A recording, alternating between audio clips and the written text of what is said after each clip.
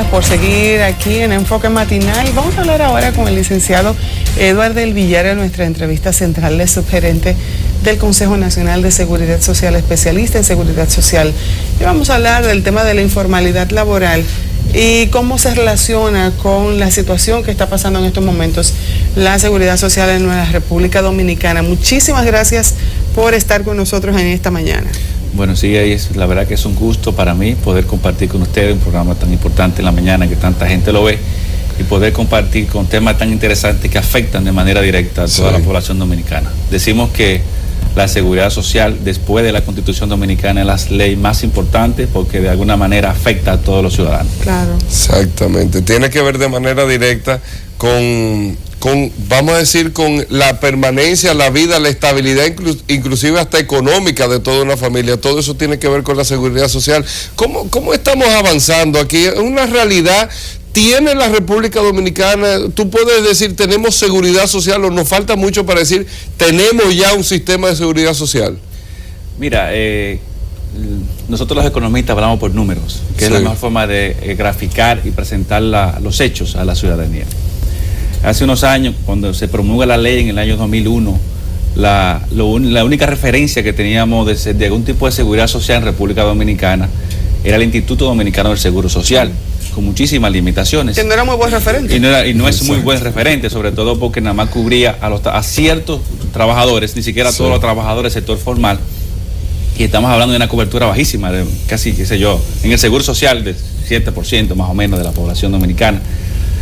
A partir del año 2002 se inicia, vamos a decir, alguna implementación de uno de los componentes de la seguridad social, el área de salud, para la parte subsidiada, la parte más pobre de la población, más vulnerable, y los números eran, qué sé yo, 0.7% en el año 2004. Ya ahora estamos hablando de una cobertura de un 64%. Cuando nos comparamos con otros países hermanos de América Latina, nosotros en esos años ocupábamos los últimos lugares en cobertura en seguridad social. Y hoy en día estamos ya en los lugares cimeros de América Latina en materia de cobertura de seguridad social, a nivel de lo que se llama extensión horizontal, de la cantidad de población que está dentro de un marco de seguridad social.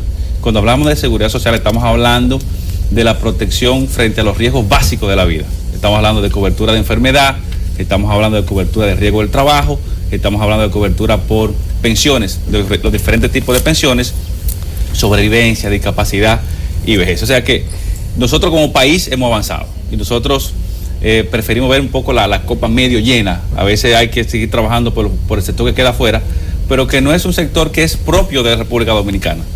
El sector que queda fuera todavía de la seguridad social es el sector informal de la economía, pero es un fenómeno que afecta a todos los países del mundo, porque la seguridad social cuando surge básicamente para proteger a los trabajadores formales de la economía.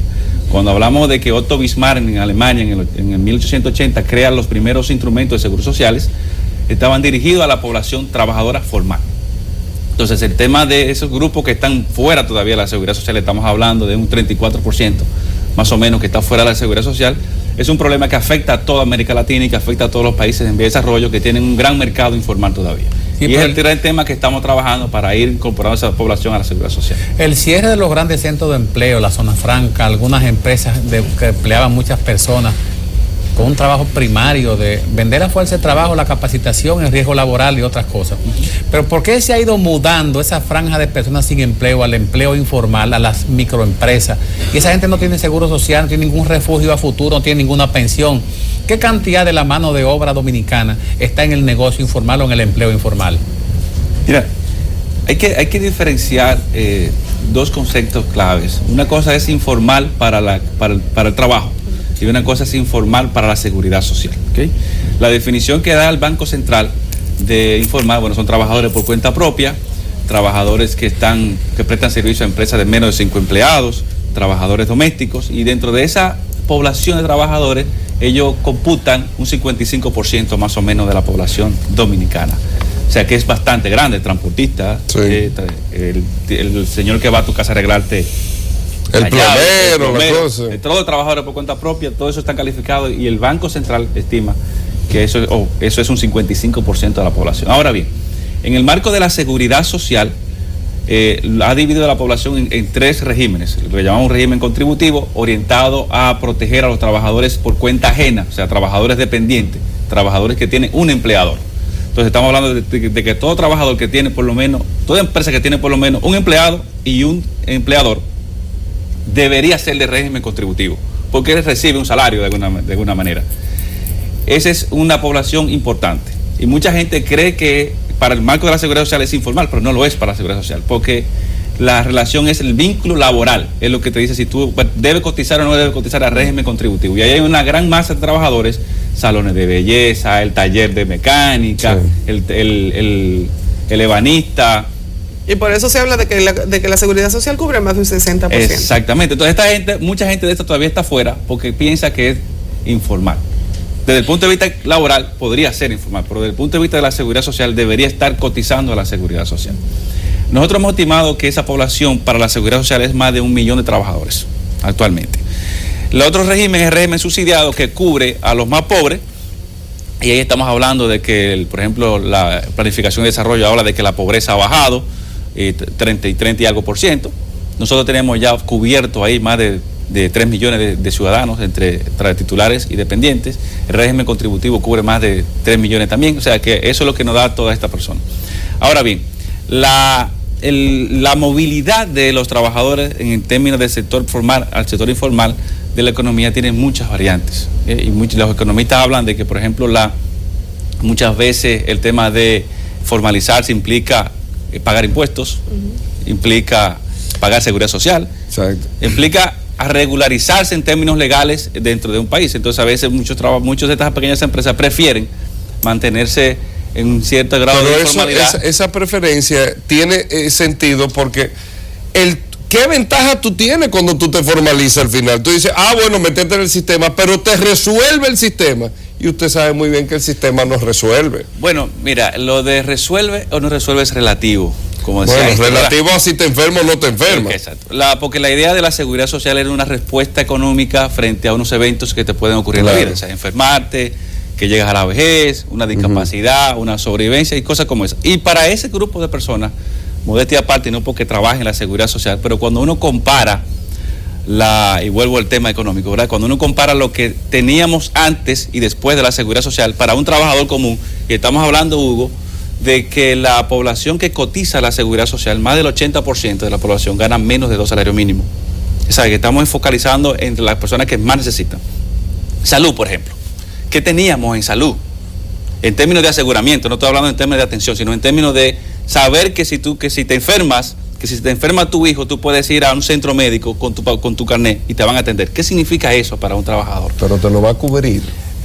Mira, la cobertura que tenemos actualmente en salud, comparada con la que teníamos en un seguro privado, vamos a decir, para referenciar clase media, que es lo que tenía un seguro privado.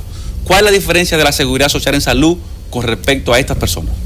Los seguros privados antes de la seguridad social, primero, si eras mujer, no te cubrían embarazo si eras soltera.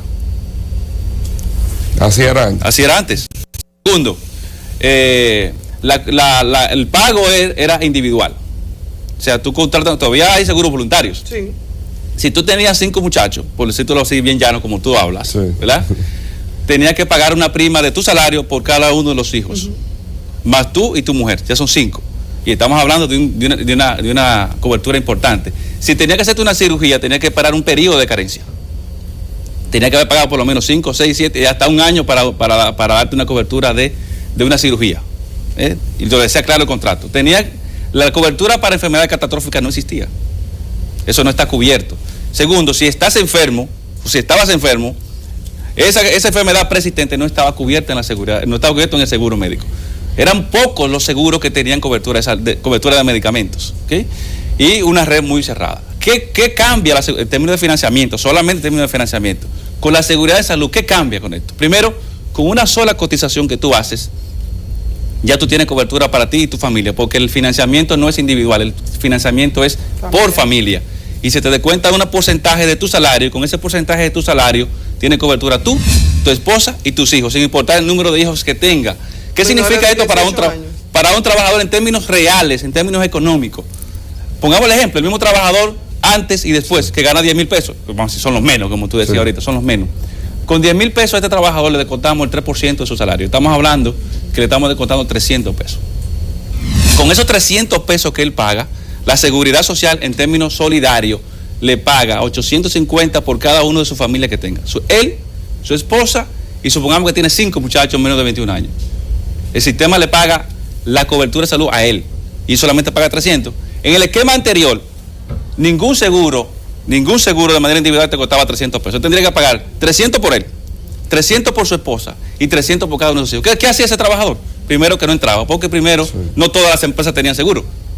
No sí, todas las que empresas. se le convertía en 2,000 y pico de pesos. Exactamente. Entonces, en términos reales, en términos económicos, para ese trabajador significa un paso importantísimo. Para lo segundo es que tú ibas al médico y las emergencias no estaban cubiertas 100%. Ahora ese trabajador de zona franca que antes no podía ir a la clínica de al lado, que tenía que pasarle por el frente e irse a un hospital público, a las 3 de la mañana cuando se le enferma el niño, él coge su carnecito y coge a la clínica de al lado, donde va el rico del lado, y a él le van a dar cobertura 100% en emergencia.